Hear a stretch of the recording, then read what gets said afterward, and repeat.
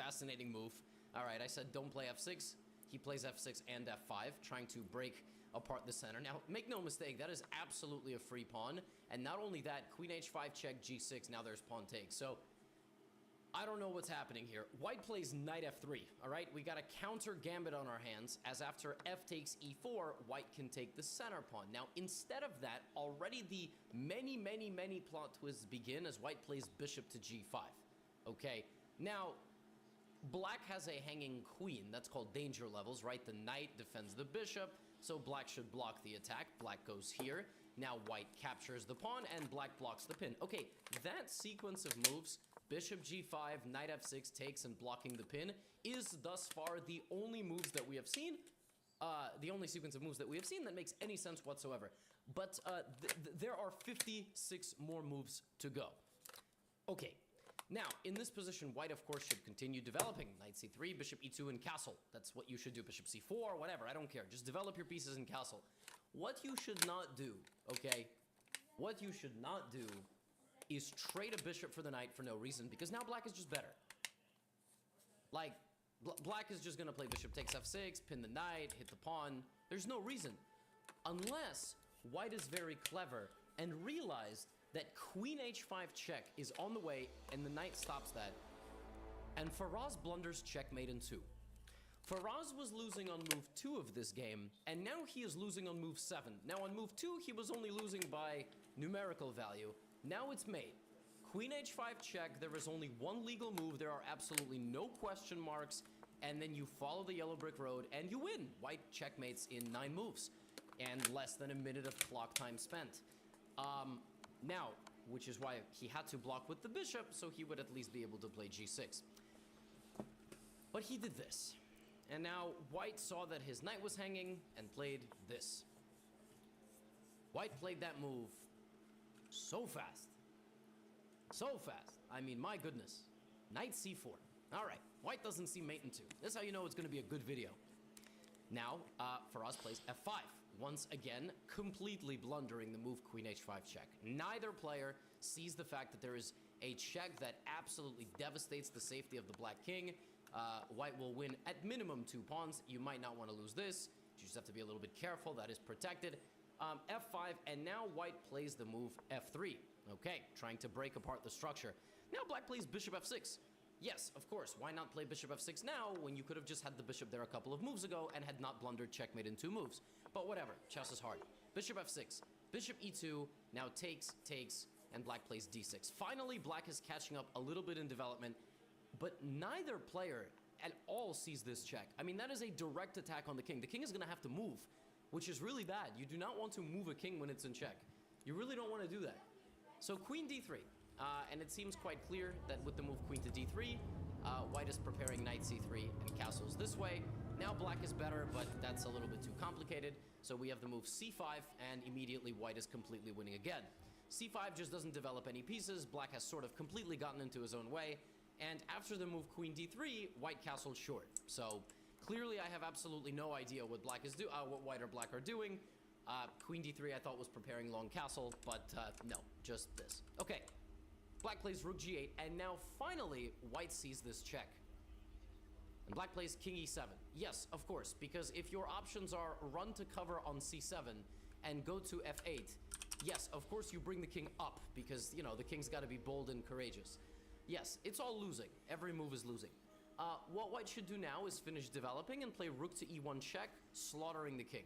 Okay, instead white rushes a little bit, and this is a very understandable move, queen to e3. But can somebody please explain to me why white has 15 minutes on the clock in a 15-minute game? They're playing 15-10, so every single time you make a move, you gain 10 seconds. Why do you have the exact starting time in 15 moves? I mean, really, like, if you want to play this fast, play blitz. I mean, white would be a world champion of blitz, the way they're playing, this speed, you know? You guys don't make any sense. You're all lying to yourselves. You're all doing this. You all play 10-minute games, 15-minute games, and then you play 45 moves in 3 minutes. Okay, that's ridiculous. What do you, just play a 3-minute game? I'm telling you. Oh god. Anyway, king d7, and in a shocking turn of events, hunting this king with the most powerful piece turns out to not work, and white has no advantage anymore. Now that might shock you. there is a lesson here. The lesson is, when you attack a king, right, there is a reason rook e1 and rook e6 is going to be better than playing queen infiltrating. Like, this might lose some of your advantage, but at least it's a rook here. Why? Because when you venture into the woods with the queen needs to deliver the goods. Ooh. Or else she'll get trapped. She's too valuable, you know? And if you wander into the deep dark forest, but you can't actually capture anything, you're going to lose. The queen suddenly cannot capture anything. Everything is protected, and if the queen takes this pawn, which is exactly what happens, black goes b5, and black just starts counterplay. All right, the queen is just stuck. The queen's not actually attacking anything. b5, the knight moves, and now bishop takes b2 actually just straight up wins white's rook. Black's king, in a unbelievable turn of events, is actually safe, which is how all good 700 ELO games go. Now, you just played the move b5, which removes the defender of the pawn. And mind you, the bishop has been staring at that pawn for basically half the game. It has been unable to capture that pawn because the knight on b5 has stood there guarding it. Until now. Until black successfully kicked out the knight with the move b5 and followed that up with the very natural bishop to a6, which does I have no idea what. And now the knight can continue its journey and attack the queen and be a thorn in the black position. So after knight a5, it was -7, and now after bishop a6, it is now +0.1. Terrific, wonderful stuff. Welcome to 700 ELO chess. However, queen takes f5 is played instead, and now it is -7 once again, because there is bishop takes b2. Now, here, I would love to show you how the 700 ELO mind works.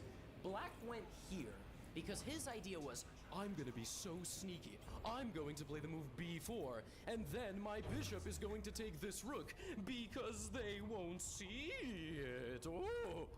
Instead of just taking the pawn and trapping the rook. The reason why so many of you struggle is because you try to play chess in a way that's like, I'm gonna do something that they will not expect. If you realize all the best players in the world expect the same stuff, for the most part.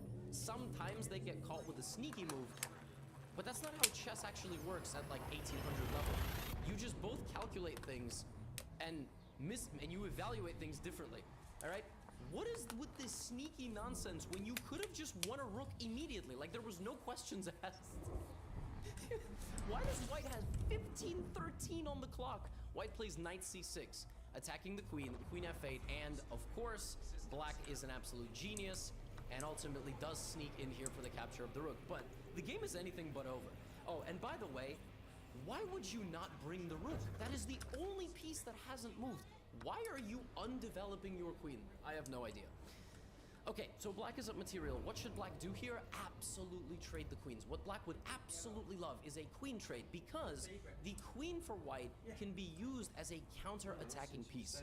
Okay, it is the most powerful piece on the board for white, and black is up material with a slightly weakened king. If any of you took my middle games masterclass, look at that, 302 jumps. Free sample of the entire 4th chapter.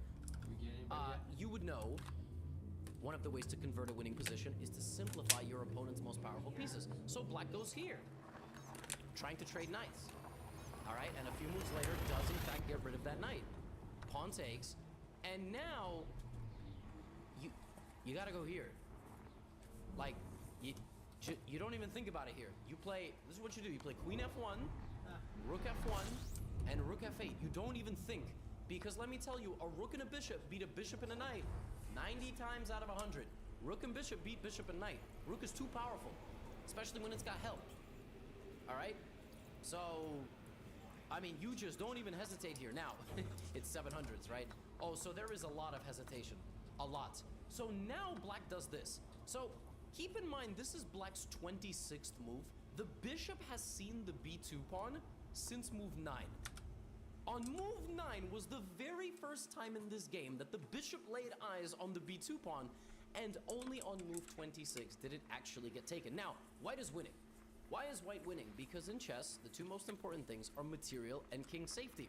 And if white plays this, suddenly the game is all twisted up. Because if you take my rook, queen b7, and queen d7, queen b7, queen d7 is mate, and actually black loses. Now, 700s just see the rook, so they play the move rook a2. Now, again, just trade the queen, Here's everything you need to start playing D&D online. First, a group of friends. A group of 4 to Take the pawn, win the game. Or come back, give a check, take the queen. What does black play?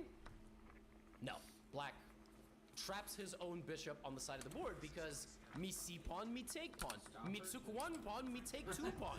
Me took 1, me take second. Duh. I don't need to play the best move. Me see pawn, me take pawn. Easy peasy. Terrific stuff. All right, queen f7 check. Now, some of you may be asking yourselves, this is yes. The fact that black played this instead is so disgusting. Like, to not sense that the queen is going... And let me tell you something right now. This queen has had so many chances to perish in this battle that all good games have a plot twist at the end, right? So let's just stick around and wait. Now, the black king is so weak. Bishop back to oh, actually bishop f3, there is queen f3, but nobody would have ever seen that. The attack on the king continues, right? King c7 and knight g5, and I mean, make no mistake. I mean, black is winning, but it's very tricky because the king is so weak and bishop f3 and the diagonal is open, and I mean, you just completely trapped your bishop on the edge of the board for no reason. And now black plays this and hangs the rook. Just hanging the rook in one move, which is promptly captured, and now white is back to being winning. However, there are still some questions about this king. This king is kind of left alone, you know? And one move I really like here by black is queen e5. Now, the engine hates it. The engine hates this move because black is actually just losing.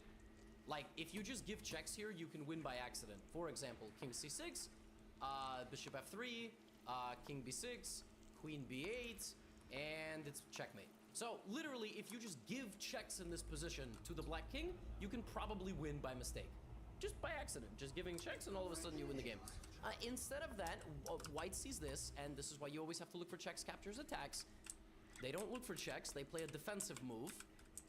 And, okay, this is not mate anymore because rook f1, right? So that's good. Bishop e8, and now it's mate. It's mate for black. It's checkmate. You see, this bishop can come back and pin the rook.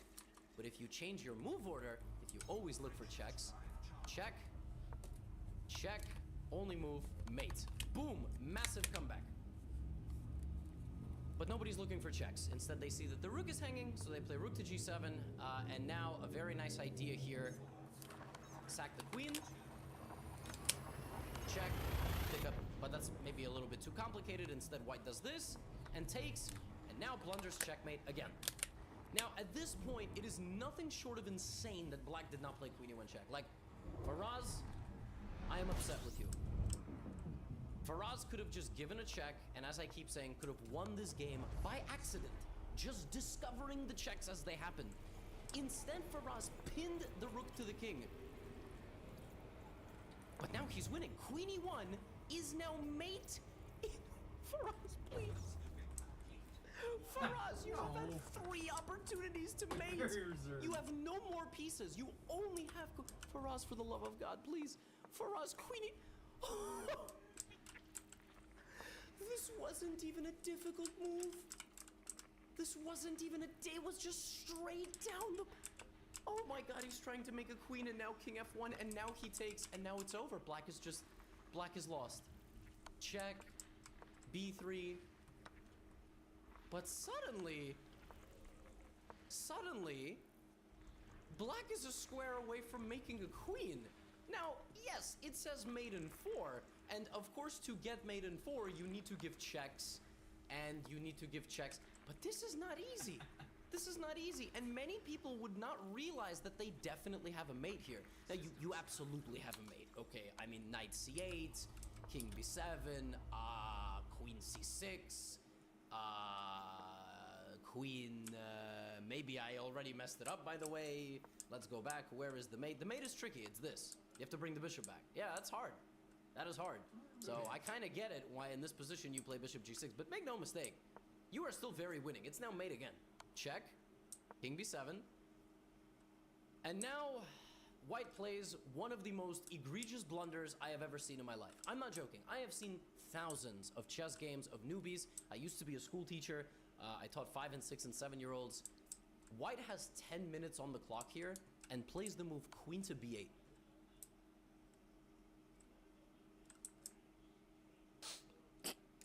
White plays queen to b8, and white played that move in 6 seconds, because white gets 10-second bonus. So 10-10 was on the clock when this move happened, which is 6 seconds. Queen b8 loses the queen in one move. Black doesn't. Black played that move in 4 seconds. Now we have this, and that's it. You are not going to make another queen. Take the queen. Oh my god. Why is nobody simplifying? What? He blundered the bishop with check. Queen takes bishop. Oh my god, now white sees that. I mean, black sees that, and all of a sudden, black is queening. What? Wait, what? There's no way. How is this possible? Now, the craziest thing about this position is, black straight up makes 2 queens. It's over. Now black is just gonna check white until mate. H7. Right? Mate, but you are stopping it, and now just to make super sure, black puts both queens on the same diagonal. You ain't mating. You ain't promoting. It's just not happening. You're just never making the queen. And now, it's very simple. You just give checks. Queen c3 is one of the moves. You can also get as close as possible. I would recommend that when you try to mate with 2 queens, because 2 queens together are unstoppable. So queen f1 would be the best, but okay, check. And now the game is over. There are about 45,000 different ways to win this game. No, actually, you know, there are probably about 50,000 different ways to win this game with black. Okay? You can give a check, you can give a check, you can give a check, you can give a check. I mean, really, everything is, you can go all the way. No, be a little careful. I was gonna say you can go all the way back, but I don't know. Maybe you don't want to separate the queens that much. So, in this position, black finds the following way to end this game. Black plays queen to g7, intending a queen trade which would prevent the pawn from going, but the pawn goes. And now the only move here is to take the queen, and white wins the game by checkmate.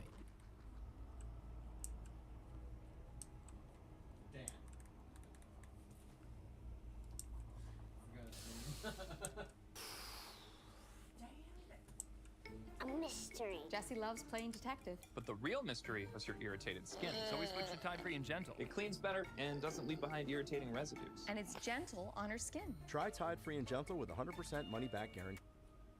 The Wooble sent me some crochet kits to try out, and I've never used a kit like this before, so I'm really excited to see how. Buddy, I Ladies have and never gentlemen, the game of crocheted in my chess entire is one of the life. most complex, Why are you layered, giving me ads for that? fascinating, and captivating games that exists in the world today. Second, maybe only to bingo or something that requires a little bit more brain power. But chess is only fascinating and captivating when humans play it, right? When human beings battle it out. Because the truth is that chess played perfectly is a draw. If you let 2 of the best chess engines in the world play a game against each other and just left them in a room, they would fight to the death. They would both perish or both survive, depending on if you're an optimist or a pessimist. But in today's video, I would like to show you that chess is a draw if played perfectly at engine level, but chess is also a draw if played perfectly at the 700 level.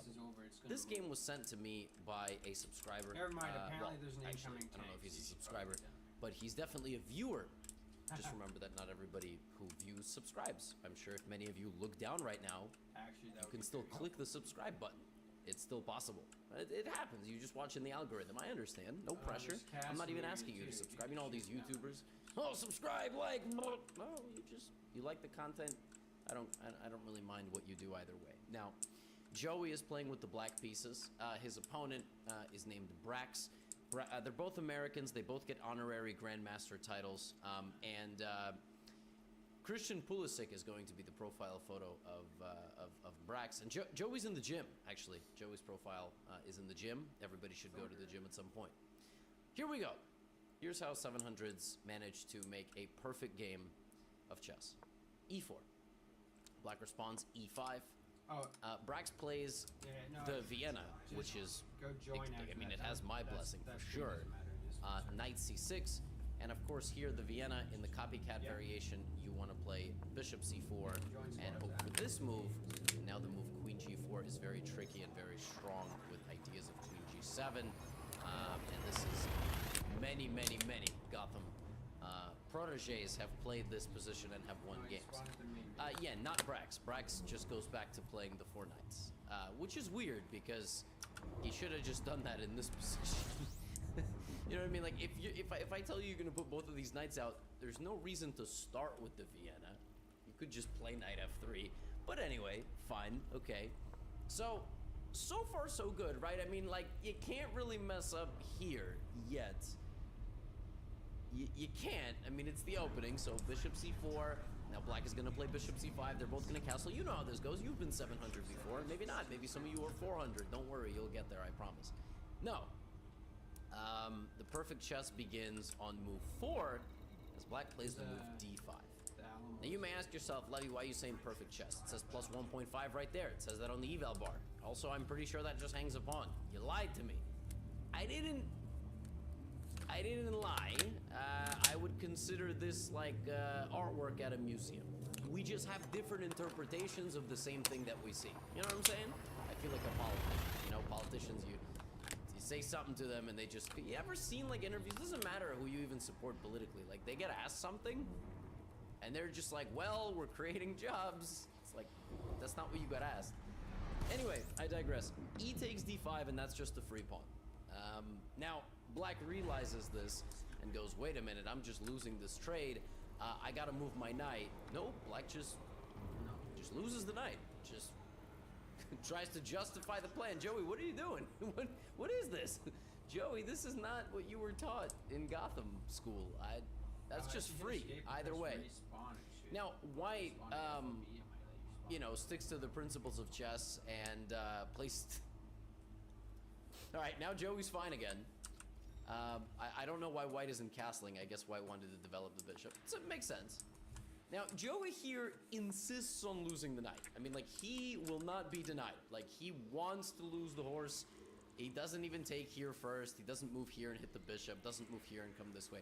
He just wants to lose the knight. Now, white, okay, it's obviously white is not going to take. White is rated 780. White played a pawn move in order to play a bishop move. Like, white is obviously going to go here. Okay. You cannot be more direct and obscene. I mean, that is like such a disrespectful move to play because you guys got to stop playing moves like this. Like, just because you can attack something and it's defended doesn't mean it's going to be the best move. Like, black can even throw in this move now, attacking the queen. And then just even f6. I know Ben Feingold says not to play it. I get it. It weakens your king a little bit. But the bishop, it's not, there's nothing here. Not to mention, like, even if the queen moves, we're just assuming that white doesn't see this because they don't, right? It's such a disrespectful move because there are so many ways that black can block the queen attack, including with every single one of these pieces. Yet Joey just loses his queen. Now you're probably like, Levy, this is not a perfect game. If it was a perfect game, he wouldn't lose his queen. No, it's a great game. It really. Perfect games end in draws, right? That's the criteria. Perfect games don't have to be the best move every time. They just have to end in draws, right? So, okay. Here we go. White takes. Joey's like, ah, damn. King takes d8. Now, remember, Joey's profile photo, he's at the gym, so he's probably bench pressing while he's playing this game. Not recommended, by the way. Black is now down, and now white castles. So white has just played excellent chess. Joey is now down a queen for a bishop. So when you're down a queen for a bishop, you want to pose problems to your opponent. You want to pin their pieces. You want to get your king to safety, bring your rook to the center. What you don't want to do is trade more pieces. Like, you got 3 pieces out. You're down a queen. Why are you trading? Like, knight takes d4. And then knight e2, forcing another trade. Like, the game will end very quickly, because black will simply run out of pieces. But knight d4 was played in the game, and white played the move knight takes e5, which is also a great move. The knight used to protect the pawn. Knight takes the pawn. Knight takes f7 is on the way. White has a 7-point material advantage. Black's king is in the center of the board. Knight takes f7 is unstoppable. It looks like the game is going to be over. Black plays knight e2 check. Knight e2 check is a fascinating move because not only does it do absolutely nothing to prevent this fork, it also blunders a knight in one move. So, I mean, my man Joey really has to stop playing chess games while he's bench pressing. Like, I don't know what he's doing. You know what I'm saying? It's still perfect, though. Don't worry. Now, white can take with the knight or move the king. White chooses to move the king. I understand you don't know that knights go backwards. It's not a skill that you fully practiced yet at 700. Fully.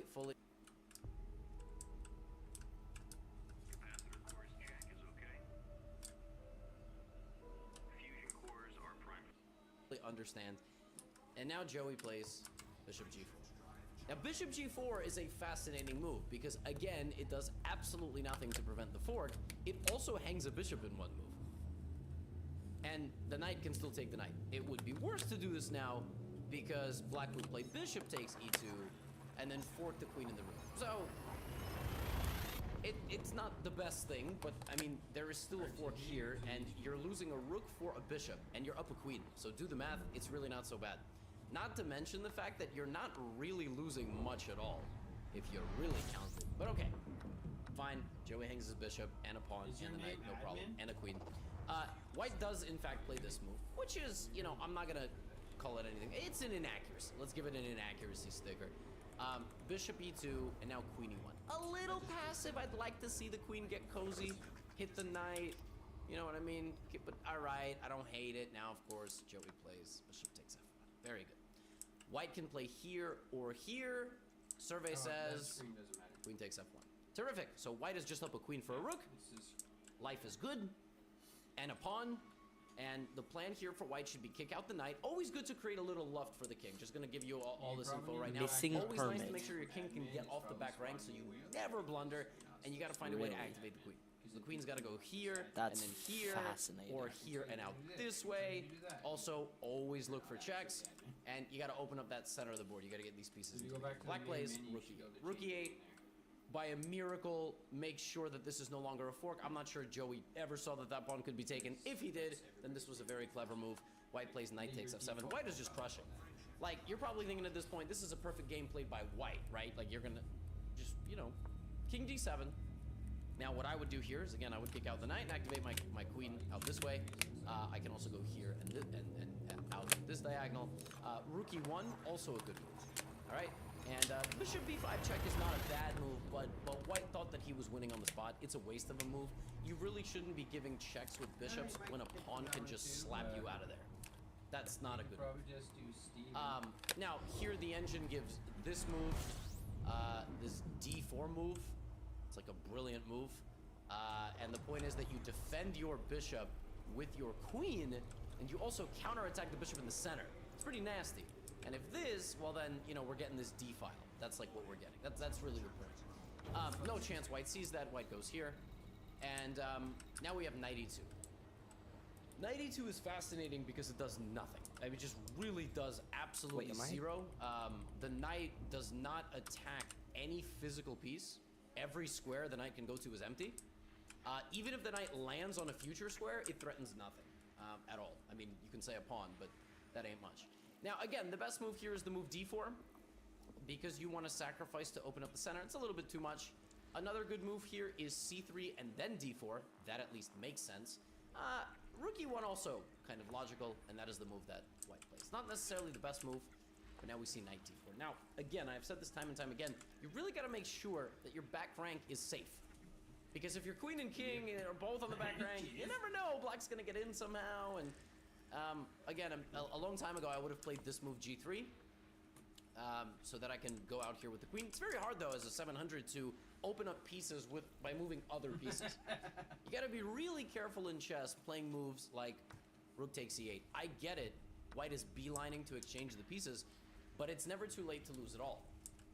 And as a perfect chess game would go, black started making a comeback. So black is lost here.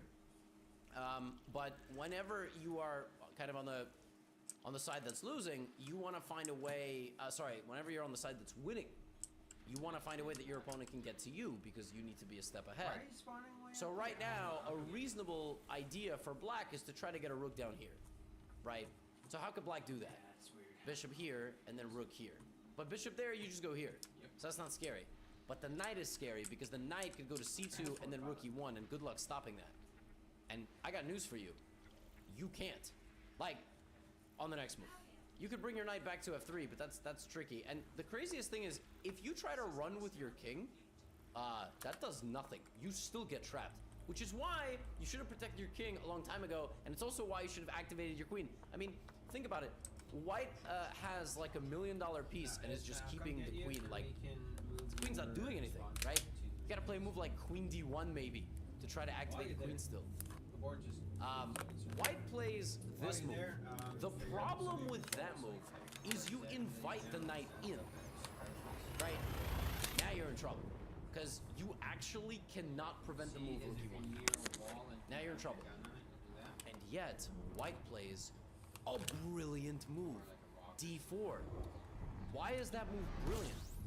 Well, the rook can come down, but the queen is now protected. And you can take the bishop. So by doing the math, you're going to win a rook and a bishop, and only the knight will remain. A bishop and a knight will beat a knight. That's not even complicated, because one of the two pieces is the same, right? They mirror each other. So even though white is losing, something like take, and then take is relatively easily winning. And you know what else is nice? The knight is trapped. So the knight actually can't leave. It's completely stuck. So you can play bishop d3, and then this, and just trap the knight. The knight just physically cannot move anywhere, and then you will bring the king and take it. So actually white played just absolutely genius move d4. Absolutely brilliant move. Black plays rook e1. The queen is gonna perish. White sacrifices, and d takes c5. Okay, we give a check, fine. But now you cannot take anymore because of this. So we go back. Okay, second time's the charm. Take the. Oh, okay. We didn't take the bishop because we thought our knight was hanging. Okay, fine. The bishop is hanging still, and the pawn is hanging. So what's gonna happen? Black's gonna move the. Good God. Okay, so instead of moving the bishop that was hanging, black hangs two pieces. Black hangs the bishop and the knight. What? You see, if the bishop moved and then this, white has 3 extra pawns. Students with ADHD save 10 hours studying with this Chrome extension. But no, by all means, go ahead, skip the ad, save a few seconds. I will. Okay, that's winning. I'm That's going to basically do exactly that. What is even happening here? Choose one. Oh my god. And you know what the most insane thing about the move knight e4 is? It still looks like it works because the knight hangs and the bishop is hanging. Like, you just can't stop them. But now black has the move knight takes b2.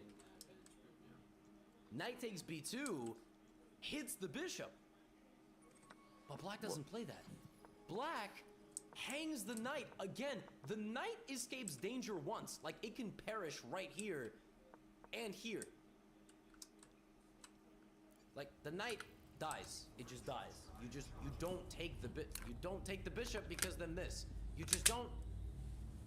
I mean, this is some insane tunnel vision. Look at this. Knight moved 3 times. White just had to move the knight. White just refused to move the pawn. Now we have a knight endgame. And as you might imagine, this knight endgame is the equivalent of the Hunger Games. The pawns will all die. Knight takes b7. Knight takes b2. h4. I don't know why you're going h4. There is nothing here. You are not breaking through those pawns. You should have brought your king. You should have brought your knight. Bring your king. Bring your knight. This doesn't work because now black's going to hunt all the pawns. Okay, c4 is good. King d7, excellent move. And now white does something that looks like it should make sense, but doesn't. Knight c5 check. Believe it or not, despite having 6 versus 4 pawns, 6-4, that should be over. This is barely winning. In fact, it might not be winning. Why? Because your king, what is the king doing? This king is a beast. Gonna walk into the center of the board. This king, he needs like 7 moves to get here. 1, 2, 3, 4, okay, 5. But if you go the long way, it's probably 7. Like, yeah. And, yeah, and, yeah. Why are you walking up the edge? Go toward the center. You gotta go toward the center. And look at my man Joey here activates his inner Magnus Carlsen, brings his king to d4, and takes both pawns. Just expertly done. Now, I think it's very tough to say which score you want to end up on. Like, do you want to go there, and then get back, or there, and then come forward? I don't really care because now it's 4-4, and actually Joey's winning. Joey's winning because I don't know what White is doing. Like, even if White had played G5, Joey would go here and push, and the king is too close. You use the pawn as a decoy, and then win all the pawns. Now, Joey activated his inner Magnus Carlsen, but then Joey decided to activate his inner Carlos Magnusson. And in this position, he played King D4. Now, for some reason, Joey still thought that he was losing, because he was losing most of this game. Like, he just wins. Push, here. Push, push, push, here, and he queens first. To a queen, preferably. And he wins. Instead of that, for whatever reason, Joey's like, I gotta get back. I gotta go back. Okay, Joey, you don't have to go back. In fact, you're still winning if you push your pawn. In fact, you're still winning if you go here, because the king can't take. Oh no. Oh no, Joey's messing it up. Joey, the king doesn't have to go back. Now White is winning with F4. White doesn't see it. White is now losing again. If the king goes here, you gotta touch the pawn, that's it, so that the king can't go away. And F4 doesn't do anything, you're gonna queen. Joey? No, right? no, no, You're no, wrong. no, no, no, King no, F5. no, Oh, now Joey's lost. Joey's lost because you cannot stop a passed pawn on the side. Okay, now after this move, the pawn queens. Game over. Pawn is queening, game over. Alright? And that's what happens. And he's queening and you can't stop him because it's check. And now here, Joey. You fought well, you fought hard. It's time to resign, buddy. Time to resign. White's just gonna pick up all your pawns. Yep, very nicely done. And gonna give you a couple of checks, and then he's gonna realize, you know what? This would be a whole lot easier if I made a second queen. And he's, oh, expertly done. What? Take Didymos Turbines. Wait, maybe White doesn't know how to win this game. Wow, okay, never mind. Check, yep. Now, it's mate in one here with queen to E8. Yeah, It's mate in one here with, you could get lucky here and checkmate in one move. This is mate, That's weird. this is mate, and this is mate too. Okay, you get lucky. All right, oh wait, Something's wrong there. That shouldn't be playing and away that's back mate. So, yeah, that's 4 checkmates in one. Maybe I'm even missing one. Okay, queen d4. All right, it's mate in 2. looks like All right, it's you've mate in got, 1. Same thing. You got queen on d5. You got queen on d7. You got queen on b6, and here, and okay. All right, we're getting the king to the corner. Perfect. There we go. Here you have a lot of mates in one. What? Okay, but that's... Okay, but like, you could even do this with the king and the queen, right? Like... Folks, chess when played perfectly is a draw.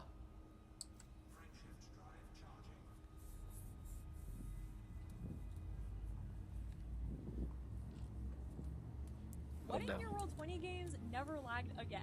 This year on Roll20, we've cut.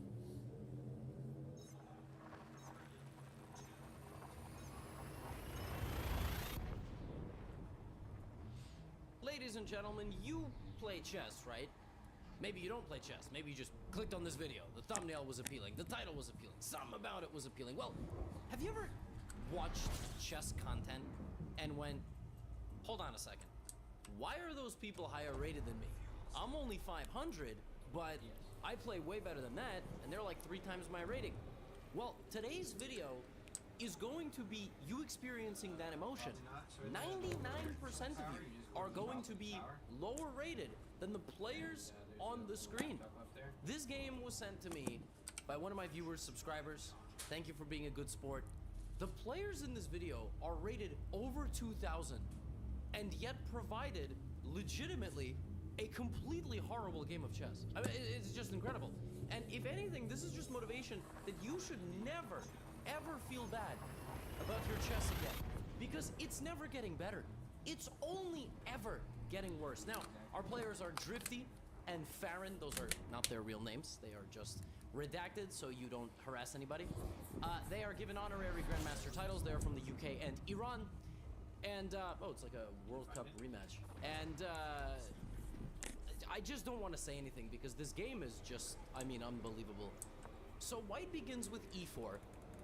And we actually have the clocks there as well. Black plays knight f6. That's a bad move for most of you, but this is actually a real opening. This is the Alyoshin's defense. Black immediately attacks this pawn, volunteers to be booted into the center of the board, and this has all been played before. This is an opening. At this level, if you want to play Alyoshin's defense, you have my blessing, okay? I'm not mad about it. All right, now if they were like 600, I'd be yelling at them that you shouldn't put pieces in the center of the board when they can be attacked by pawns. White plays knight f3. So far, so good. All right, and you know, in this position, black can take. Black should be developing with g6 and bishop to g7. The bad moves begin very early. So pawn takes pawn, right? Knight takes pawn. And in this position, again, black should be trying to develop the bishop and castling, or at the very least, trying to trade off this knight. And then there's actually like a perpetual here. There's like a knight f7 sacrifice. Black plays the move bishop to e6, which legitimately makes zero sense. Because if you're going to argue the bishop should be going anywhere, it's to f5. Followed by pawn to e6, followed by developing this bishop. Okay? You should not occupy the center with your pieces if your opponent can overrun your center with pawns. I will repeat. You should not occupy the center with your pieces if your opponent can overwhelm the center with their pawns. Which is why in this position, white plays the move c4. Fantastic move.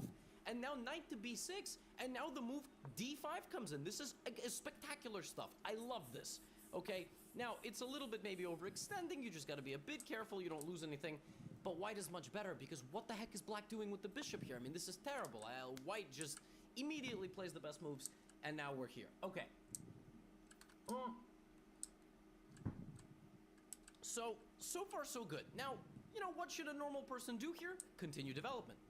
Now, this is where you're seeing the 2173 at play. 2170, it's a huge rating. This person is better than 99% of chess players. Knight c3 is a great move, and now for some reason, black decides to play this g6 again. Like, I mean, you could have played it a long time ago. Now, white here goes completely nuts. The best move here for white is to play this move c5. And this is not an overextension because your center is very well defended. But I don't like this because at some point, you know, white is going to get themselves into trouble. Like, white is not going to defend everything, even though it's +4. You know, white's gonna make some mistake, and but yes, that is the best thing to do. Now, white just goes a little bananas here, plays the move g4. But white is able to get away with this because right now what white has is a dominant central space advantage. And when you have so much more space and your opponent's pieces are just sort of standing out and about, like I've just said, you can't just have pieces occupying the center with no pawns, because your opponent will overrun you with pawns. Pawns are worth less than pieces. So your opponent can use these pawns to just shove you backwards. Now, black refuses to back up here, and instead tries to do danger levels by playing the move bishop to g7. Now, in this position, white has what's called a desperado. The idea is that, well, I'm going to lose my knight anyway, so I might as well lose my knight on my terms, right? So I'm going to play knight takes f7. I apologize, I clicked the forward button. Knight takes f7 here is the best move for white, because you're going to lose your knight anyway, so you hit the queen, and then, you know, you lose it on your own terms, and then queen to h5, and, you know, etc., etc. White instead plays bishop f4. Again, I don't hate it. White is doing a nice job. And now bishop back to c8. Now, again, white goes a little bit insane here. What I would do here with white is I would move my queen and I would castle queenside. White is a better chess player than me. White plays the move h4. Okay, all right, I get it. You know, h5 is on the way. Life is good. Black responds with the move h5. And here we just get absolute chaos. So rather than addressing this and pushing or taking or defending, white plays c5. Now we've been expecting this move. White is just completely overwhelming black. And yet c5 is a very bad move, which I have been saying. It's a very delicate position to handle with white because you don't know the difference between... How many of you, let me know in the comments, how many of you do not know the difference between taking space and overextending? Like, what? How much space is too much space? When do I weaken my position? It's hard. Chess is a hard game. And, you know, this is an example of kind of overextending because you don't have sufficient central support now. And if you trade too many pieces and allow your opponent to get back into the game, you're just not going to be able to hold your position together. And that's very hard to understand when you've made too much progress. Now, at this point, white just goes totally nuts. Sacrifices the knight on f7. This is not the same sacrifice that we just saw. A move ago, we were sacrificing the knight, immediately winning back the bishop. That's not happening right now. Knight takes f7 is just a full loss of a knight, and white just plays a very speculative follow-up, and now is completely lost. White's entire sacrificing idea here was predicated upon the fact of d6 check happening. The most incredible thing about d6 check, it's just a check. Black blocks, the attack is over. It's just over. I mean, you can play d takes c7.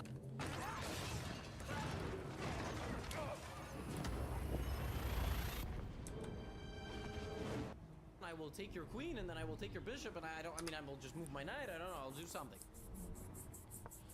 Okay, so how does black play defense here, right? I mean, you should probably take the free pawn. Black plays the move knight f6, which is not a good move. And immediately white is better again, because of the move g5. I mean, it's just a very easy move for white, getting the pawn out of danger, attacking the knight. White needs to attack as fast as possible here because white sacrificed material. When you're down material, the next thing is king safety, and in this position you can attack black very easily. I mean, black's king is like stuck in the center of the board. Another very nice move here is bishop takes c7, a beautiful little tactical trick. If queen takes, then d6 check carries a lot more force because you would win the queen. But knight f6, g5, and now knight to g4 and queen f3. White is doing everything right except sacrificing a knight for some reason. You say, Levy, you said there were no good moves. We're getting there, all right? And no good moves was an exaggeration. There was maybe 10 good moves and 30 mistakes. Black plays king e8, which is a very, very, very bad move. You should not be moving your king to the center. You should be evacuating your king over here, where the king would be kind of safe. Maybe would survive. But instead, black goes to the center, which is just not going to cut it. Now, what should white do? Probably attack the pawn that cannot be defended. Probably castle. No, white doesn't do any of that. White just jumps forward with the move d6, which is not a good move, as you can see from the computer, because you're not equipped to attack yet. Black can now quickly create counterplay once he gets rid of your pawn. What? Instead of getting rid of the pawn, black plays rook f8 right away. And, well, now, you know, there's various dc7s and so on. What's amazing about this move is that black can actually take. And if you take, then this, which would be very hilarious. So, white castle's long. The attack looks like it's blossoming. And I mean, it looks terrifying to play this position with black. But it's not, because after pawn takes, black can play like bishop e5, for example, and just win the game on the spot. Because the bishop is pinned to the queen. And if you play something like knight 2e2 in this position, you defend yourself, but I mean, I'm just up a piece. Like, at the end of the day, you gave me a full knight, so if you don't beat me, then it's over. Knight e5 is what's played in the game. Bishop to b5 check, and black blocks. And white plays queen e3, and black just takes the pawn. And the attack is completely extinguished. White now no longer has much going on at all. But the game is absolute chaos. Both sides have used nearly half their time already getting to this position, and now everything goes crazy. Knight to e4 attacks the pawn on d6. Very logical move. Black has a couple of options here. Option number one, run the king here, which you should have done a million years ago, so that when this comes in, king to g8, the king is safe.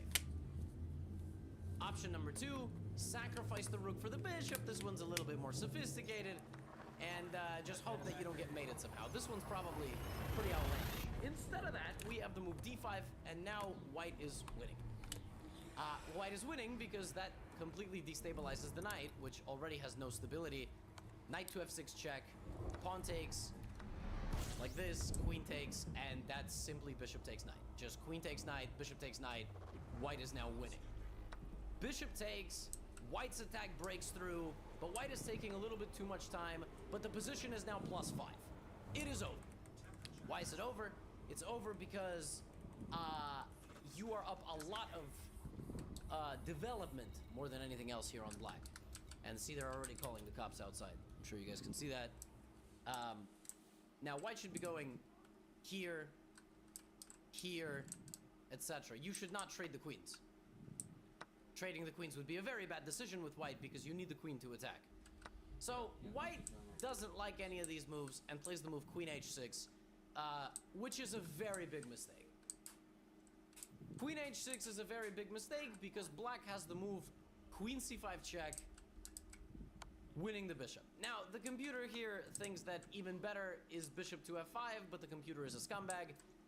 You're not gonna seriously tell me that the move... Why does the clock reset every time I make a hypothetical move? It's ridiculous. Bishop f5 is a better move because you threaten this, mate, and this is still an option. But as far as I'm concerned, this is a far more human move.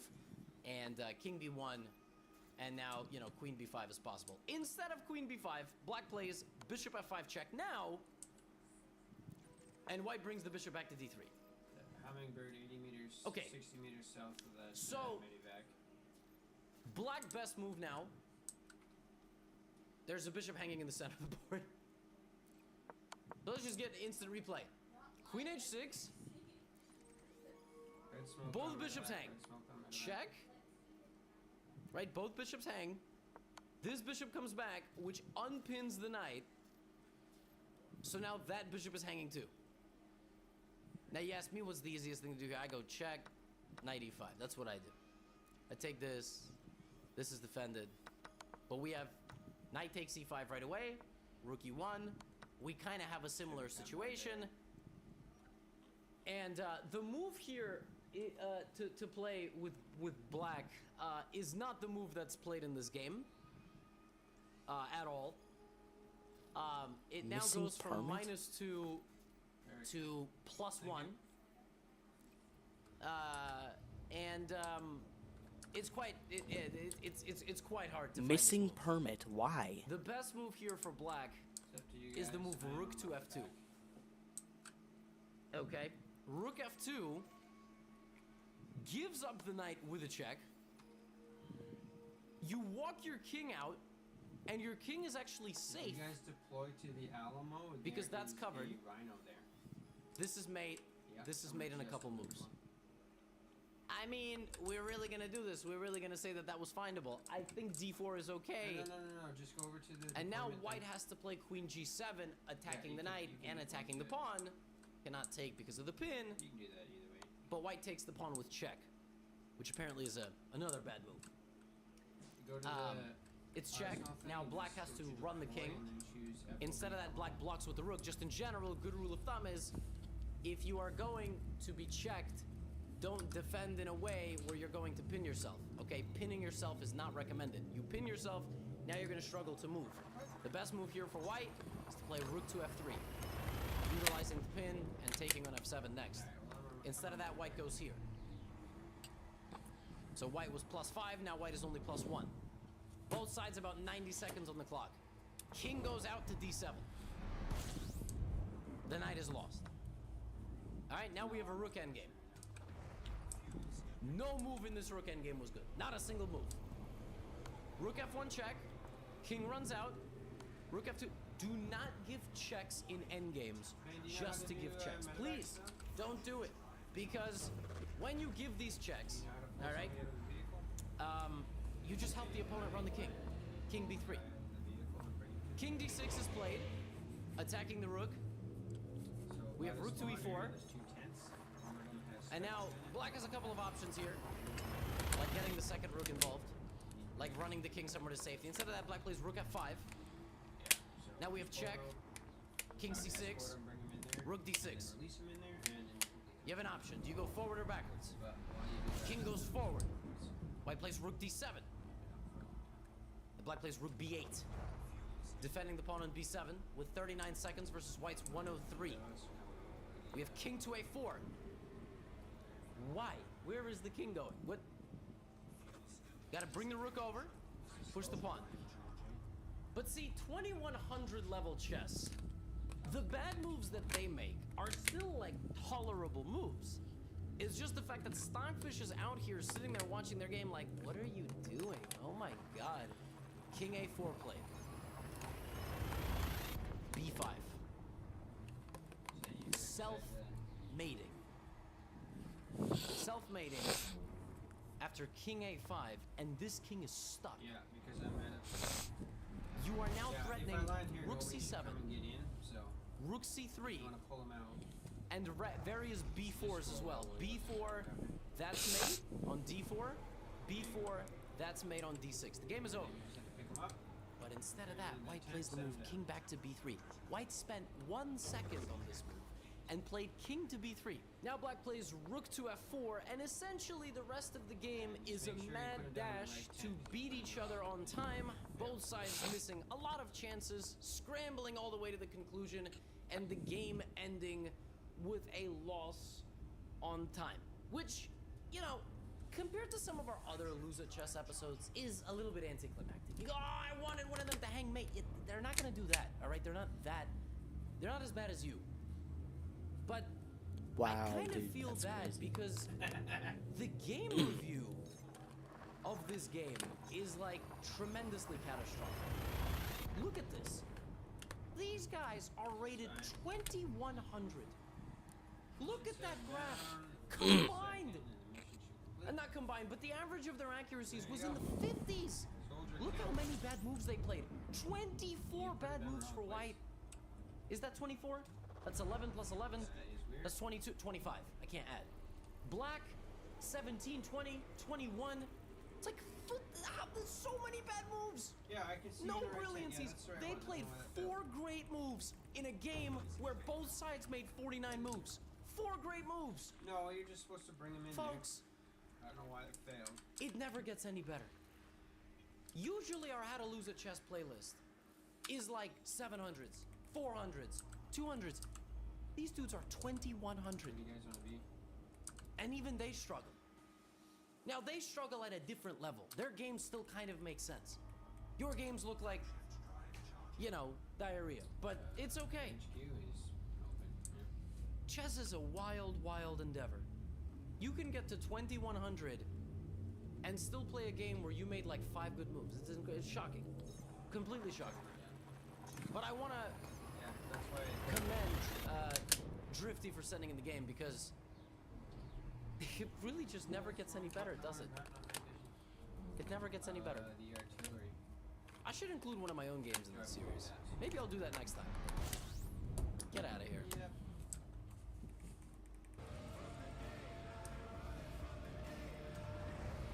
Aqua di Gio, Giorgio Armani.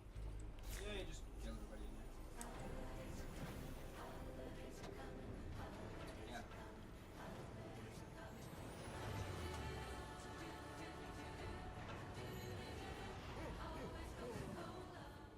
Ladies and gentlemen, thank you so much for clicking on this video. I know, the title is extremely dramatic, so you're probably going into...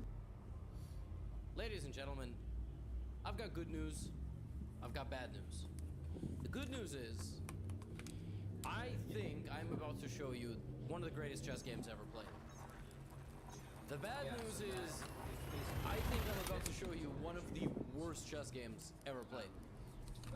This game made it to the absolute top of the charts on Reddit a couple of days ago, and it was posted in the Chess Beginner subreddit, and it's definitely a real game. But credit to the individual, they did not drop a link to their channel because I think they would have gotten like hundreds of messages. This is the immortal King March game. Our protagonists are nameless because I don't know their names, the lost heroes of the battle. The person playing with Black, we've named them Giga Chad Muknubovic. It's an Eastern European name. And person playing with White is Unfortunate Opponent. Now you can tell their elos are slightly different. Just don't pay any attention to that. Just pay attention to what's gonna happen on the board. You're gonna learn a few things, but for the most part, you might pee yourself from laughter. The game begins with e4. You do not need to pee yourself just yet. Unless you have some sort of condition, in which case pee away. E5. Symmetrical king spawn. So far, so good. So far, so good. And now white plays king e2. No. Knight to f3. Very natural move. Simply attacking the pawn in the center. Pawn to d6. Not the best move, but it's a move. This is known as the Philidor defense. But given what's about to unfold in front of you, I don't think that this person knew that this is called the Philidor defense. Just a good rule of thumb for beginners, don't block in your bishop so early, okay? So, don't block in your bishop so early, and instead of that, develop your knights. But okay, d6, I love white's next move. Bishop c4, simple, nice, natural, very easy development of your pieces. And here black does in fact play the move knight c6. So far so good. I mean, nobody's done anything stupid yet. All right, well, I think it's time for all of us to take a collective sip of water or tea. I've got some seltzer here. Cause yeah, the fun's done. The fun's done. It's about to get real slimy. So in this position, white can play castles, or white can expand and put 2 pawns in the center. Now, if you are able to put 2 pawns in the center in chess, you should. I love this move. And the good thing for white is that the trade is fine because you're still making progress in the position with development, and 2 trades are also fine. Because your queen being in the center is not dangerous. Attacking it with pawns is a little bit too much. Your queen slides back, your queen is safe when you have good control of the light squares. So, as long as a knight cannot attack your queen in the center of the board, it's okay to put the queen there, for the most part. Now, I told you, we're about to get nice and slimy really quickly. Black should either take and finish developing or do something like that. Black plays the move knight a5. Now, knight a5, I must admit, is definitely not the stupidest move I've ever seen. In fact, it attacks the bishop. Like, there is a threat, all right?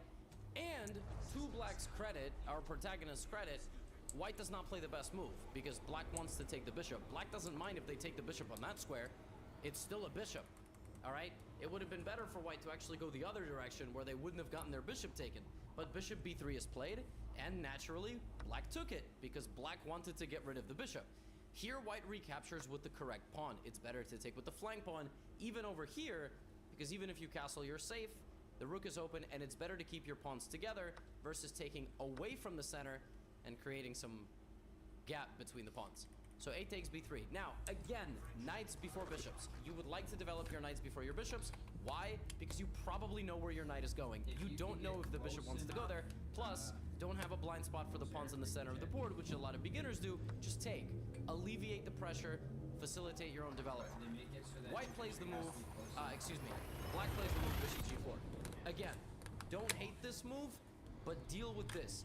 Now white plays h3. Now the reason why the move h3 is not good is because in this very, very rare case, taking this knight wins you the pawn on d4 probably.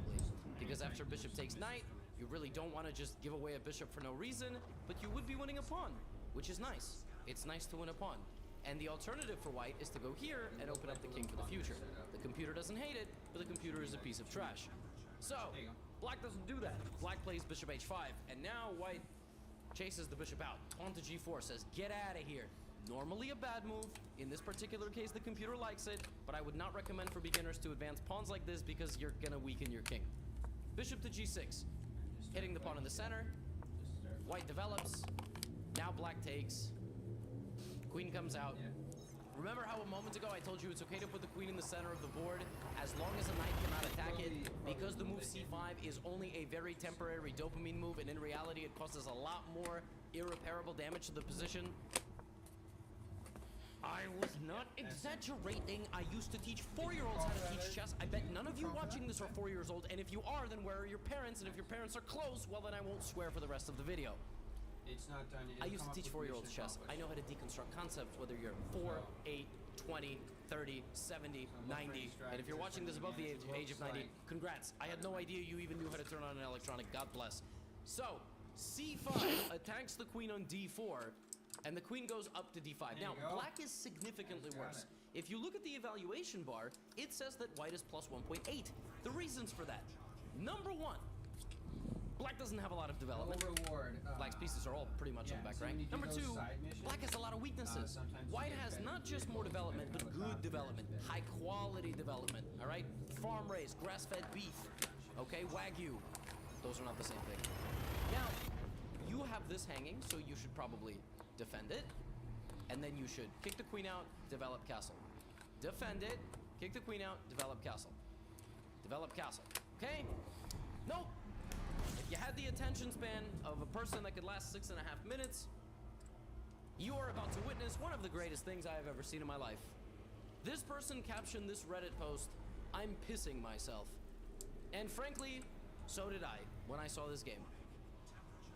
Black here saw that the pawn was hanging and played pawn to b6. The problem is the move pawn to b6 catastrophically loses this game. It loses this game instantly because white was not just threatening to hit the pawn. White was threatening to get in, period. Okay? This is like seeing a robber and opening the window for them because that way they might not break the window. So now the queen goes to c6 and we have a giant problem.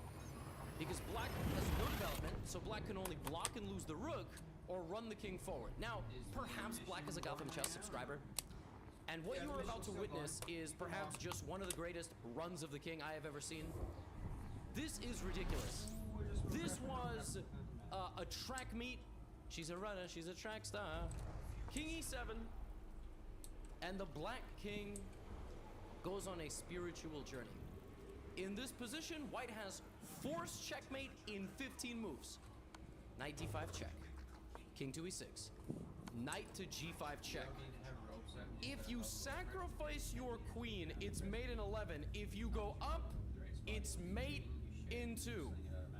It is mate in 2 after the move f4, and then it's checkmate in 1. Alternatively, it's bishop f4, and then white can even play long castles, checkmate. But if that were to happen, we would not have a YouTube video on our hands. So instead, we have f4 check, king to d4. The king has arrived for the bishop to develop and deliver a checkmate. The rook can go to a4, the queen can go back, and black would have to block and it would be mate. But in this position, white plays the worst move possible. Because like I said, you could accidentally checkmate your opponent here so many different ways. Knight back to f3 and then double check, mating the king in the center. Do you know how many accidental checkmates there are in this position? White plays pawn to c3, thinking it's mate. White probably played the move c3 and then was shocked there was no thing that went doo-doo.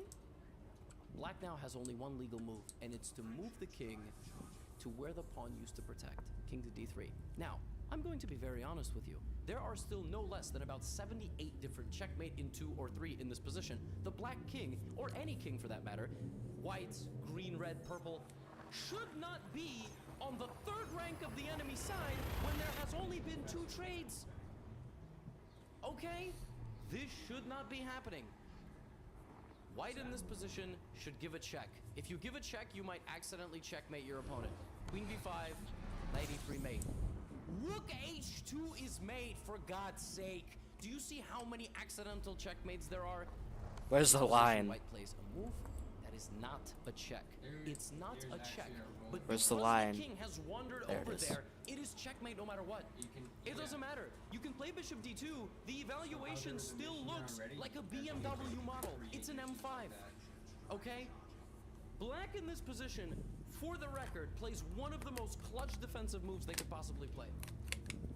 Black in this position plays knight e7. This is a genius move, okay? This was not very genius. This is genius because it hits 2 of the major white pieces, and maybe white is going to take a little bit of time to take, and maybe white is going to take their eye off the prize. But from the Lindt Matrix Chocolatier, discover new Excellence Mild. Expect delicious.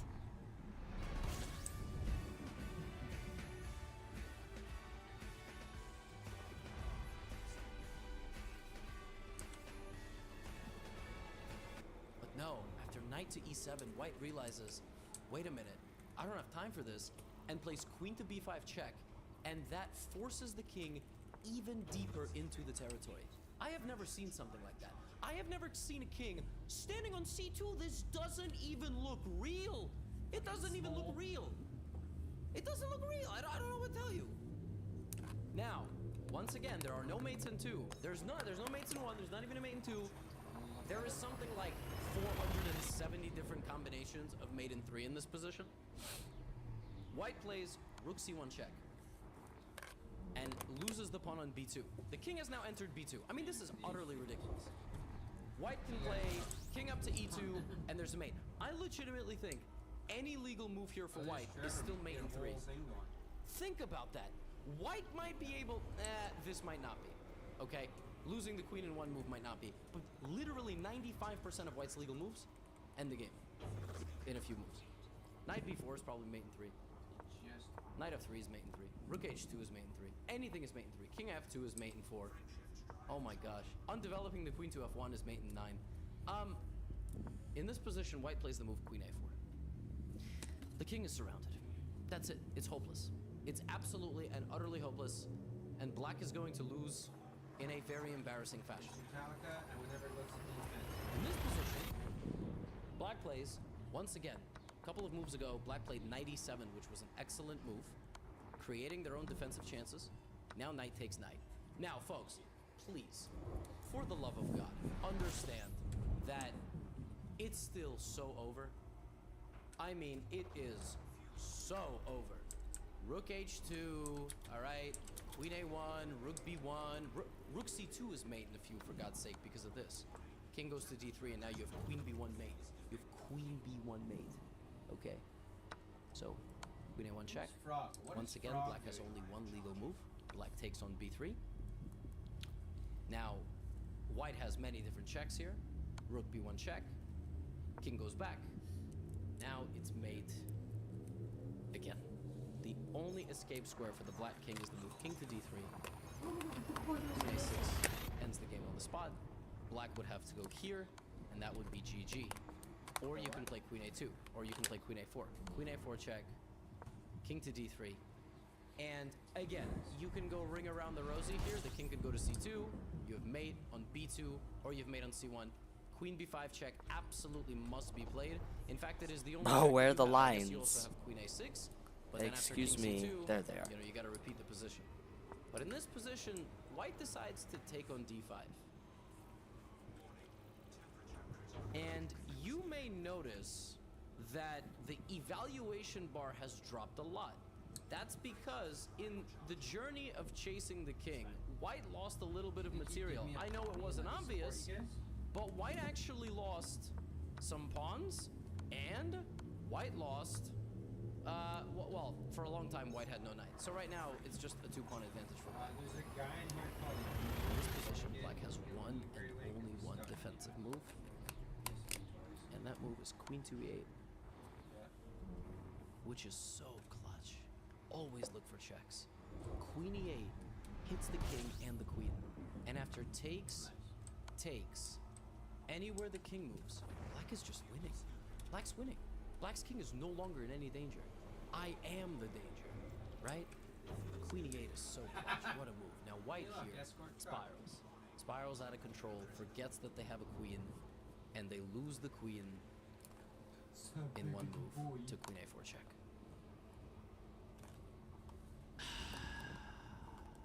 Except, my friends, black didn't take the queen. I'm flying right now, but once everybody gets in. King d1 loses for a different reason. It doesn't lose to the move queen takes queen. It loses to queen e2 check. King to c1. Queen takes d2. Not only did white not win this game, not only did white blunder the queen, white got checkmated. White spent no less than 15 moves hunting the black king in positions where the black king was at his most vulnerable, with checkmates bursting out of the Stockfish evaluation. Mates in 1, mates in 2, mates in 3 and 4 and 5. But it all came down to the silly queen perched on the outskirts of the board, and black found queen e8 check and queen e2. And at the end of the day, ladies and gentlemen, it was the king chased out of his kingdom running around the board that gave the queen a helping hand to defend the e2 square, and more importantly, the d2 square. You get Trevor? Just cook friends, we'll all be One there. more time.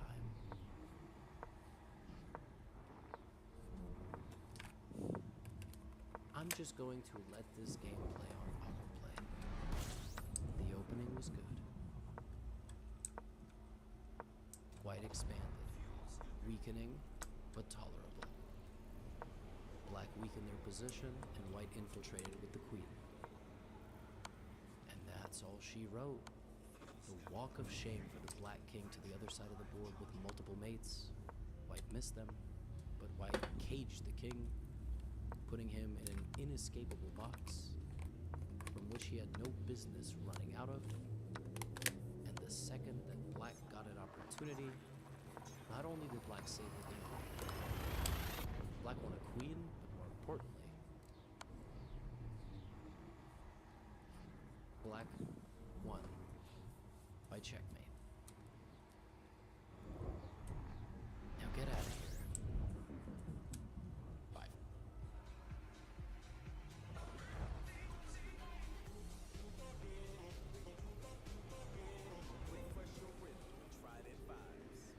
At CIBC, we know that nothing feeds ambition like momentum.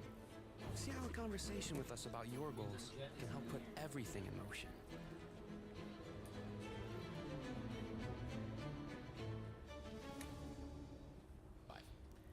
First of all, black plays here, which I can't really begin to explain, but black's position is so good it doesn't really matter. So this pin is still here, b5 is a threat, this is pressure, right? What does white play? White unpins themselves, so white gets out of the pin. That's what I was describing. Now black plays knight c5. So every piece is rolling forward, and the tide of the game is completely turning. All of black's 4 active pieces are, maybe 5 if this bishop moves.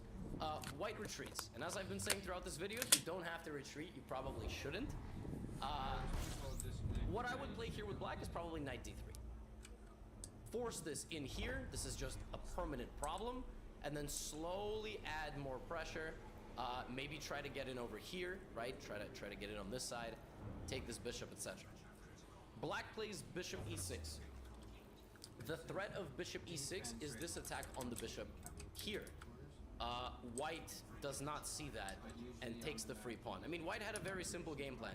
Me attack pawn, me attack pawn, me take pawn. White does not care about anything else that's happening in the position. White just wants to take the pawn. We have knight e4, queen e4, rook f2,